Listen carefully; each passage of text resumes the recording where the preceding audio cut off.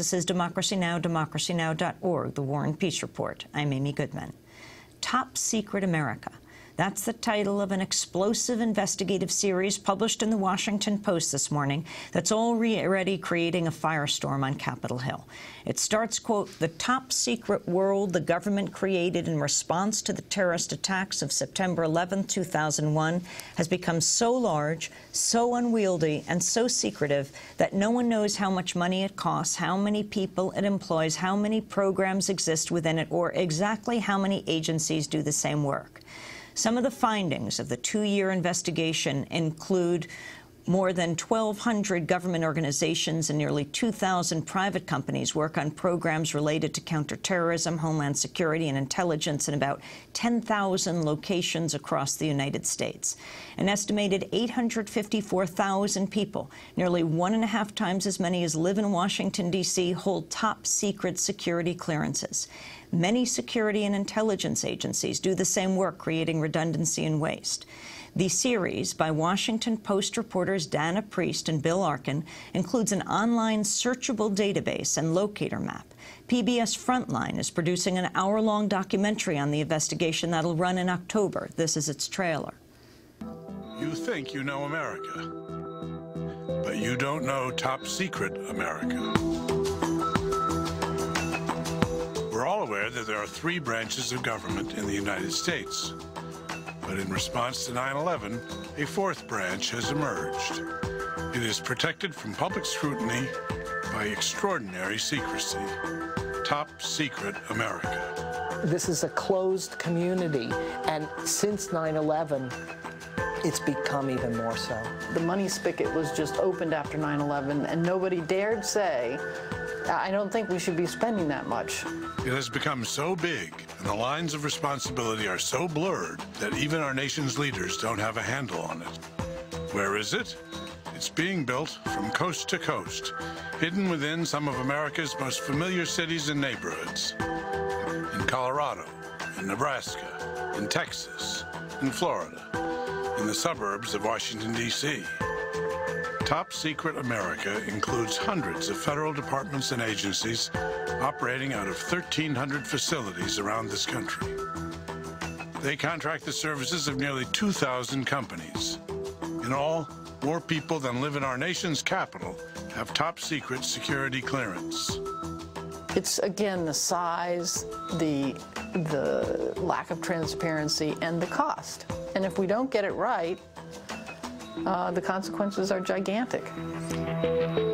That was Washington Post writer Dana Priest, the trailer from the upcoming PBS Frontline documentary on Top Secret America that features Priest and Bill Arkin. The investigative series is already creating waves in the intelligence community. More than 2 weeks ago, the Director of Communications for the Office of the Director of National Intelligence, Art House, sent a memo to public affairs officers in the intelligence community warning about the series. He wrote, quote, "This series has been a long time in preparation and looks designed to cast the intelligence community and the Department of Defense in an unfavorable light.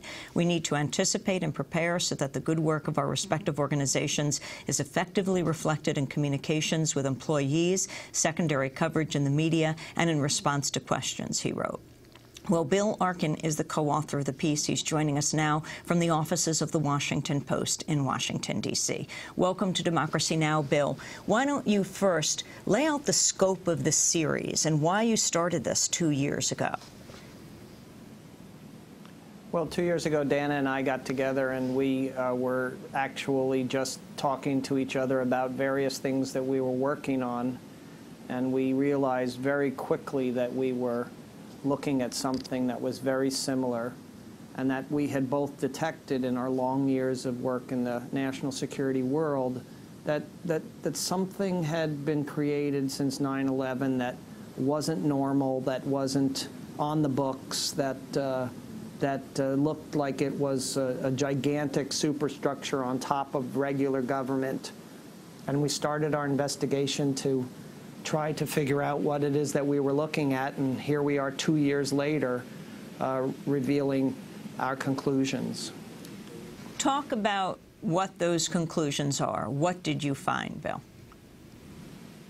Well, really the most significant thing that we've found, Amy, is not that the intelligence community or the vast homeland security apparatus does work in this field, and that they are engaged in counterterrorism. Really, the most significant finding to me is the number of private companies in America who have been enlisted in the war on terrorism and who have now become an intrinsic part of government. Really where the line is blurred between government and private sector. And the fact that there are almost 2,000 companies that do top secret work for the intelligence community and the military is not only surprising to me as someone who actually put together the data, but it really asks some fundamental questions about the nature of government and the nature of accountability. Talk about these 2,000 companies. Well, you know, it's funny. We think of the military-industrial complex in a sort of old-fashioned way still. In fact, we don't even have an appropriate word to describe what this enterprise is today, and we've struggled ourselves to try to figure that out. You know, the military-industrial complex of the Eisenhower era was one that produced massive amounts of capital goods for the military: bombers, missiles, nuclear weapons, etc. But today's national security establishment really values information technology more than it values weapons. And one of the things that was most surprising to us, but maybe not so surprising given the nature of society, is that half of the companies in this particular area are really IT companies, information technology companies, and support companies. The domination of this world of top-secret contractors over the traditional world of the military-industrial complex is huge. And we see very clearly that the mega corporations, which have always been the powerhouses in the defense industry, Northrop Grumman, General Dynamics, they are moving more and more of their business from production to the provision of services. That is, providing staffing for the government. And so what you see is that we are increasingly a national security establishment that's producing paper rather than producing weapons. And the question is, with the production of all of that paper, whether or not we have either an effective counterterrorism operation or whether or not we're even safer. So what about the privatization of top secret information, or the people around the country who have access to top secret information, especially when they're working in a private corporation? Now, one thing that we found in the evidence, Amy, is that people who are in business are in business. I'm not going to say that they're not good Americans any less than we are, but it seems to me that their fundamental mission is to make money for their businesses. And that is not the same as being a public servant. And as you can see from our articles, we have quotes from all of the principals involved on the record: Secretary Gates, Leon Panetta, the CIA director, the Director of Defense Intelligence, and the former Director of National Intelligence, Admiral Blair, essentially agreeing with us that this crazy, out-of-control system accreted after 9/11, and here 2 years into the Obama administration, it is essentially in the same form that it was when the Bush administration left office. But there is something fundamentally wrong in America if you have people who are working in a for-profit environment, caring for our national security, and engaged in what we consider to be the inherent functions of government. I mean, it is amazing that there are more people who have top security clearance in this country than live in Washington, D.C., more than 850,000 people. Well, it is. It's a good comparison, but I also think that what we find is that more and more Washington is not just the hub of government, but it is also the hub of this sort of intelligence information enterprise. You see gigantic companies like SAIC and Northrop Grumman moving their headquarters from California to the Washington, D.C. metropolitan area. And you know that with that comes not only thousands of workers and thousands of people whose job it is to secure contracts to do government work, but also the vast infrastructure that is required in order to secure the secrets and to do all of those things that are necessary in order to be in this hidden world. And so more and more is being concentrated in Washington, and that's undeniable. We show it very clearly in our series, and the data really backs it up. And I think it's probably part of why there's such an enormous groundswell throughout the United States that is so anti-Washington these days. Bill Arkin, what's a super user? Well, what we discovered in the course of our investigation is that not only are there top secrets, but there are various compartments above the level of top secret which are utilized by each of the intelligence agencies and the military commands to compartment what they do, and intrinsically that's supposed to be to protect information, but in reality what it does is it keeps programs from being revealed to other agencies. And in theory, above it all is supposed to be the Director of National Intelligence, an office created in 2004 to finally solve the problems of 9/11. But what we found was that even the Director of National Intelligence and even the Undersecretary of Defense for Intelligence, the top intelligence official in the government, that they don't have full visibility on each other's programs, and they don't have full visibility on everything even within their own agency.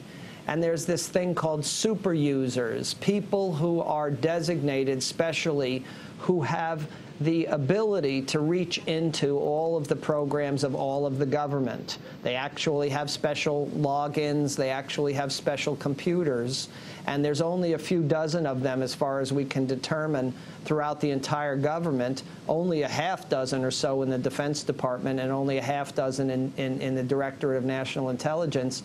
And we've spoken to some of those super users who themselves say, I don't have enough hours in the day to look at all the programs of the U.S. government. I don't have enough time to read all of the material that I am authorized to read. And so you can really see in a very vivid way the dysfunction of government through this little anecdote.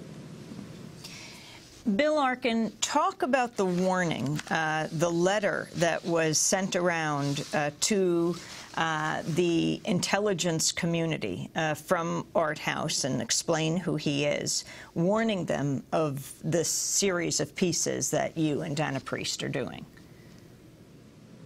Well, let me just make it clear, Amy. We've been working on this for 2 years. We've been engaged in interviewing people from the government and inside this world for 2 years. We've conducted over 1,000 interviews, talked to hundreds of people, many multiple times. They were well aware of what we were doing, and we formally briefed them about this earlier this year. So for them to come out at the 11th hour and somehow say that they are alarmed by what we're going to put out, to me seems to be classic cover your ass. I can't take it in any other way, because we ourselves have gone through a massive internal review process, both fact-checking and also looking at anything that could be detrimental to the national security interest and to the national interest. And I'm completely confident that we've done a rigorous job. I'm completely confident through the use of numerous outside counsels at the Washington Post, people who were insiders to the system, helping us to make sure that we were able to produce the most granular picture we possibly could of this gigantic organization, but yet at the same time not put anybody's life at risk. And I have to say, at this point, I feel like the Washington Post has a better understanding of this overall problem than the government does. What is it they did not want you to print, Bill? Well, they always don't want you to do whatever it is that's going to bring them, that's going to disrupt their day. The government, we asked them repeatedly to give us specifics, to tell us what it is that they didn't want us to show. And only one government agency was actually able to come back to us and specifically explain to us why they didn't want us to reveal something, and they made a reasonable argument to the editors, and the editors decided that we wouldn't.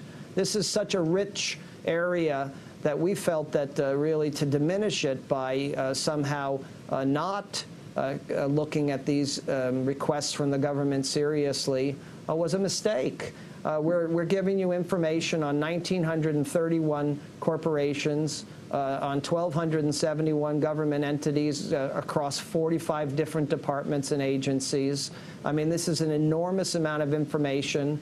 And Secretary Gates himself said to us in an interview that he can't even get this type of information about his own office and who contracts all of the contractors within his own office. People recognize that this is a problem, and I think that the Washington Post should really be given an enormous amount of credit for putting the resources into this over a 2-year period in order to present something that I hope will be the foundation of a new national debate about this whole question. Bill Arkin, what's Liberty Crossing?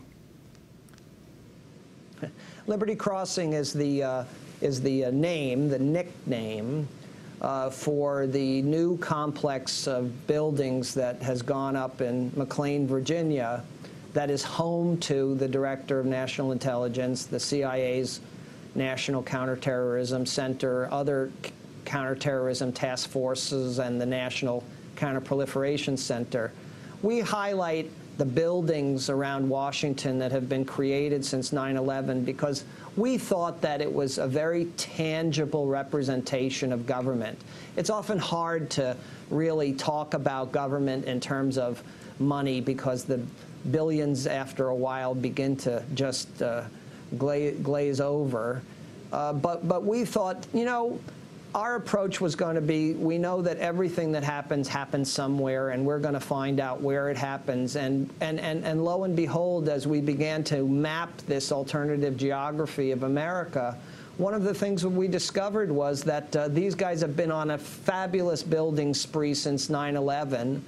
There have been over 33 buildings in the Washington, D.C. area alone, encompassing 17 million square feet, which is 4 times the size of the Pentagon, and there are more underway. The NSA and others are building and planning to build even more office space. So the reality is that I think in my research I found that there was only one civilian agency that's had the privilege of building a new headquarters since 9/11 in Washington, and that's the Department of Transportation.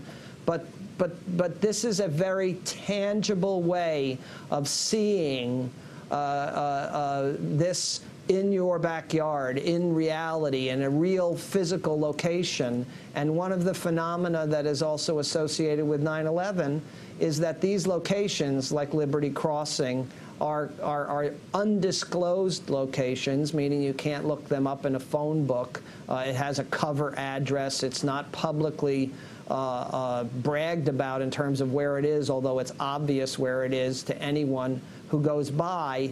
And that in itself is sort of an odd manufacture from 9/11, which is that these government agencies on their own, with really no consideration of national security, can just decide what's going to be disclosed, what's going to be undisclosed. And as far as I can see, it's random to the agency and its power, and it has nothing to actually do with the security of the buildings or the people who work inside them.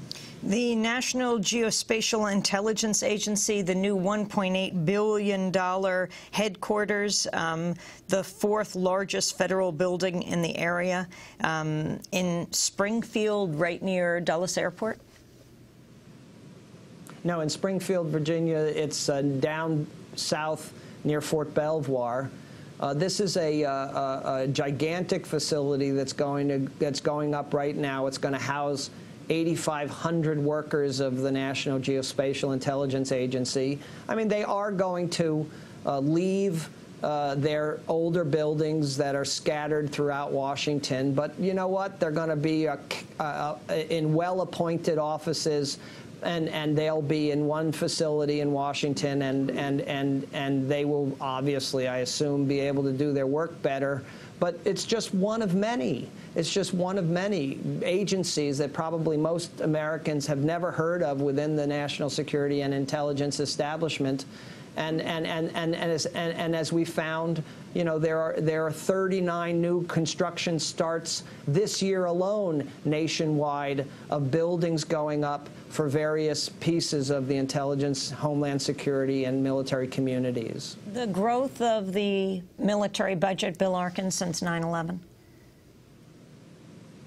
Well, you know, it's hard to say even what we spend on national security anymore, Amy. I guess we say we spend $500 billion now on national security. But with supplemental budgets and secret budgets and all that, I mean, it's really impossible to be able to put a true figure on it.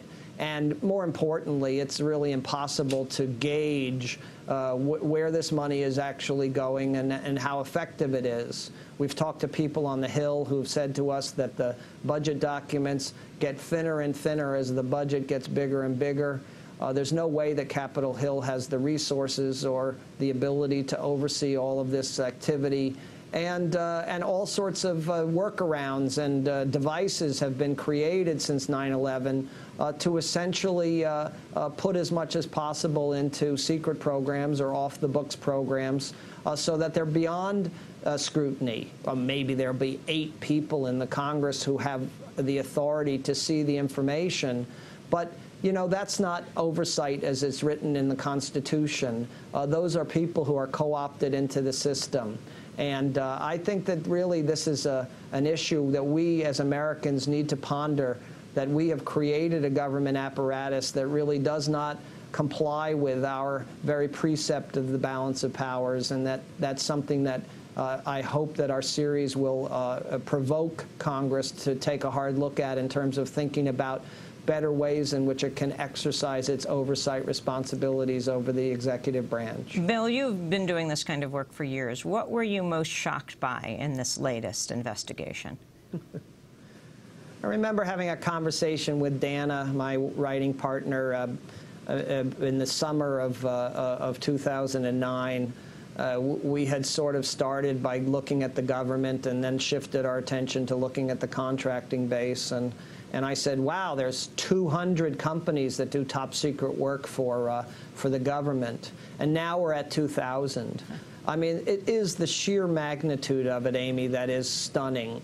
And to me, you know, it's not that there might not be redundancies that are necessary or that there might not be overlap which is necessary in disparate departments doing disparate things. And many of the conclusions that we draw, I think, are ones that your viewers and listeners would accept readily and are part of their normal discussions of government. But the truth is that no one really has a handle on it all. No one really does. We've talked to the people at the highest level. We've talked to the principals involved, and they have all readily admitted that, yes, this ad hoc, crazy system was created after 9/11. We threw money at the problem. We did it the American way. Admiral Blair said to us, you know, if it's worth doing, it's worth overdoing. I mean, ha-ha. But the truth of the matter is that now we're two years into the Obama administration, and the basic system really has not been reformed at all. Lay out for us what we will see over the next 2 days. This is a 3-part series, and also the database that you have collated. What is online at WashingtonPost.com? Well, this is a very rich digital journalism project. I would almost go as far to say that this is a digital product with a small print component to it. As much as the Washington Post has allocated 5 pages to the newspaper today, to our first in this series, the online presentation includes a link analysis application which will allow you to look at government agencies and look at functions and see how many contractors work for them at the top secret level and at how many locations, and to look at some of the featured companies that we discuss in the article series and look at who they work for and some of their locations. There's also a mapping application that allows you to delve into the presence of top secret America in your own community.